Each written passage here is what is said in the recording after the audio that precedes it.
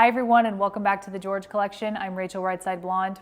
We've talked about Hollywood before and how it plays into Washington, D.C. And we've talked about how Hollywood can pull the strings on the hearts and minds of Americans in terms of what we believe to be true. This book, The George Book of Political Lists, has a nice little segue into that concept on page 332. It talks about the Hollywood 10, and I'd like to talk about that for this episode of the George Collection. It says in 1947, very interesting year, a lot happened in 1947, the 10 men listed here were subpoenaed by the House Un-American Activities Committee, HUAC, which was investigating communist influence in the motion picture industry. When members of the committee asked each witness about his current or past connection with communism, the witness in turn questioned the committee's authority to ask him about his own political associations and refused to answer the question. The Hollywood 10 were convicted of contempt of Congress and sentenced to a year in prison and a $1,000 fine. After they were released, they were blacklisted by the Hollywood studios. Very interesting concept. These people were believed to be communists, and I went back and looked at some of these hearings just to see what was being said.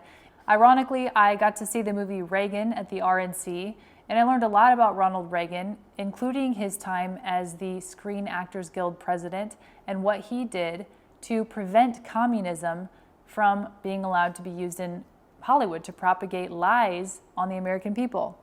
Some of the people on this Hollywood 10 list were Alva Bessie, Herbert Biberman, Lester Cole, Edward Dmytryk, Ring Lardner Jr., Albert Maltz. And Albert Maltz, I found some of his testimony from the hearing that I'll share with you in just a little bit here.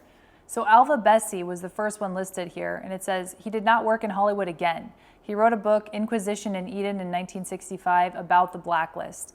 Herbert Biberman, same thing. He made Salt of the Earth, a mining drama starring miners, and it was financed by the Miners Union. The film was shown in only one theater in New York City. Biberman's wife, the actress Gail Songergaard, was also blacklisted and didn't work in Hollywood for 2 decades. Lester Cole, his story, in 1948, after MGM suspended him without pay, Cole filed a suit against the studio for his suspension and blacklisting, which he eventually lost. He wrote the screenplay for Born Free in 1966 under the pseudonym Gerald L.C. Copley. Dmytryk, after his release from prison, went to England where he made 3 films. In 1951, he was called before the HUAC again and cooperated, naming 24 communists, including 4 of the Hollywood 10. Scott, Lawson, Cole, and Biberman. He was removed from the blacklist and continued to work in Hollywood. His wife, Madeline, committed suicide after he decided to name names. Albert Maltz did not receive an on-screen credit again until 1970 when he was credited with writing the screenplay for 2 Mules for Sister Sarah.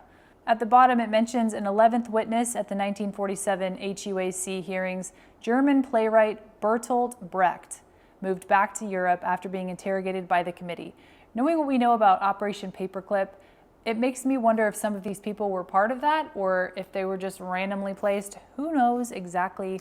I would like to dig into each of these people a little more to find out where they came from and if they possibly were part of that. Notably, on the next page in this book, it talks about the 10 Hollywood anti-communists.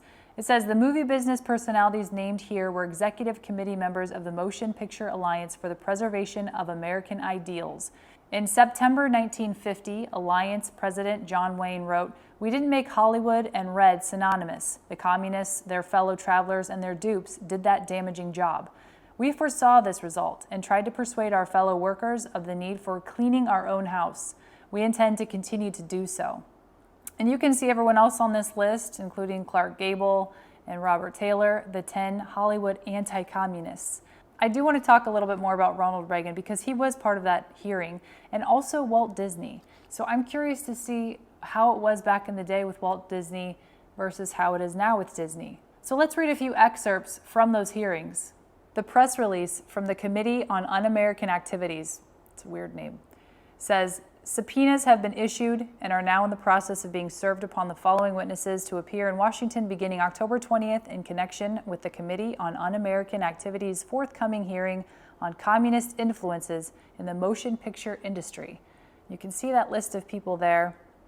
And it states, in making public the names of the witnesses, however, I want to emphasize that the mere fact they are being called to testify before the committee should not be considered a reflection in any way upon character or patriotism. These persons are being brought with the sole objective of obtaining the facts regarding the inroads the communists have made in Hollywood. Some of the witnesses are friendly to the committee's purposes. Others are undoubtedly hostile. The committee wants to hear both sides. This is Ronald Reagan's testimony before the House Committee on Un-American Activities, which the MPA had repeatedly urged to investigate subversives in the industry. Reagan and Disney portrayed the labor struggles solely in terms of a battle between forces for and against communism. Disney. Weird. This is what Ronald said. 99% of us are pretty well aware of what is going on, and I think within the bounds of our democratic rights and never once stepping over the rights given us by democracy, we have done a pretty good job in our business of keeping those people's activities curtailed. After all, we must recognize them at present as a political party. On that basis, we have exposed their lies when we came across them. We have opposed their propaganda, and I can certainly testify that in the case of the Screen Actors Guild, we have been eminently successful in preventing them from, with their usual tactics, trying to run a majority of an organization with a well-organized minority. So that fundamentally, I would say in opposing those people that the best thing to do is to make democracy work. In the Screen Actors Guild, we make it work by ensuring everyone a vote and by keeping everyone informed. I believe that, as Thomas Jefferson put it, if all the American people know all of the facts, they will never make a mistake. Whether the party should be outlawed, I agree with the gentleman that preceded me that that is a matter for the government to decide. As a citizen, I would hesitate, or not like, to see any political party outlawed on the basis of its political ideology. We have spent 170 years in this country on the basis that democracy is strong enough to stand up and fight against the inroads of any ideology. However, if it is proven that an organization is an agent of a power, a foreign power, or in any way not a legitimate political party, and I think the government is capable of proving that, if the proof is there, then that is another matter. I happen to be very proud of the industry in which I work. I happen to be very proud of the way in which we conducted the fight. I do not believe the communists have ever at any time been able to use the motion picture screen as a sounding board for their philosophy or ideology. And Reagan goes on to say, "Sir, I detest, I abhor their philosophy, but I detest more than that their tactics, which are those of the fifth column and are dishonest, but at the same time, I never as a citizen want to see our country become urged by either fear or resentment of this group that we ever compromise with any of our democratic principles through that fear or resentment. I still think that democracy can do it." And I found this extremely interesting. So Walt Disney was asked this question: aside from those pictures you made during the war, have you made any other pictures, or do you permit pictures to be made at your studio containing propaganda? And Mr. Disney answered, "No, we never have. During the war, we thought it was a different thing. It was the first time we ever allowed anything like that to go in the films. We watch so that nothing gets into the films that would be harmful in any way to any group or any country. We have large audiences of children and different groups, and we try to keep them as free from anything that would offend anybody as possible. We work hard to see that nothing of that sort creeps in." My, how times have changed. Or perhaps they haven't changed, and in their pursuit of not offending anyone, they've alienated half the country from their pictures. Back to Mr. Maltz that we were talking about. This was his testimony, and this is why he was suspect, according to the HUAC. When asked, "Do you decline to answer the question?" Mr. Maltz said, "I do not decline to answer the question. I've answered the question." "I repeat, are you a member of the Screenwriters Guild?" Mr. Maltz said, "And I repeat my answer, sir, that any such question is an obvious attempt to invade my list of organizations as an American citizen, and I would be a shabby American if I didn't answer as I have." And the other guy said, "Mr. Maltz, are you a member of the Communist Party?" And he replied, "Next you're going to ask what my religious beliefs are." The questioner said, "That is not answering the question." Mr. Maltz said, "And you are going to insist before various members of the industry that since you do not like my religious beliefs, I should not work in such industry. Any such question is quite irrelevant." The questioner asks him again, I repeat the question, "Are you now or have you ever been a member of the Communist Party?" Mr. Maltz says, "I have answered the question, Mr. Stripling. I am sorry. I want you to know." And the other guy said, "I object to that statement." And the chairman said, "Excuse the witness, no more questions." Typical communist line. And again, this is from the U.S. Congress House Committee on Un-American Activities from 1947. Looking back at 1947 and seeing how fearful and aware we were of the possibility of communists infiltrating our Hollywood, to now where we are in 2024, there's no comparing it now. I think this episode just shows us how far we've come as a country in terms of how fearful we were of communists coming into our country and basically taking it over without firing a shot. And here we are in 2024, and we have people who don't even know history. They don't even realize that this is a true and present danger to our country and to our freedom. I think Americans are on to Hollywood now, and it doesn't have the power that it used to have, at least not for the pro-America people here in the country.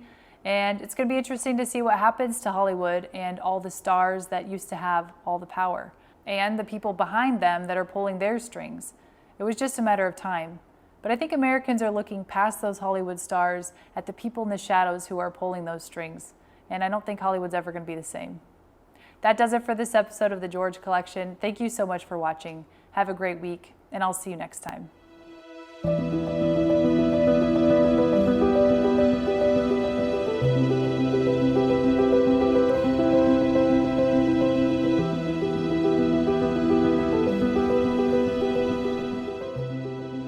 Of this extraordinary magazine, George, which is a hoot of a magazine. I thought you were a lawyer.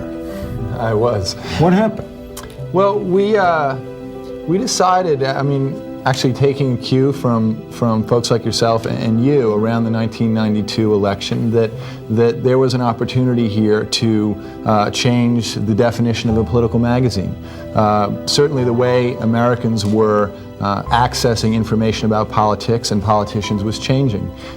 Candidates were appearing on late night talk shows, on talk radio, on sitcoms, and there was a kind of a leveling process. And while the rest of media clearly had caught up with that, we felt that political magazines per se hadn't. Your mother was a hell of an editor at Doubleday. That's what I hear. Would she have liked George? I think she would have.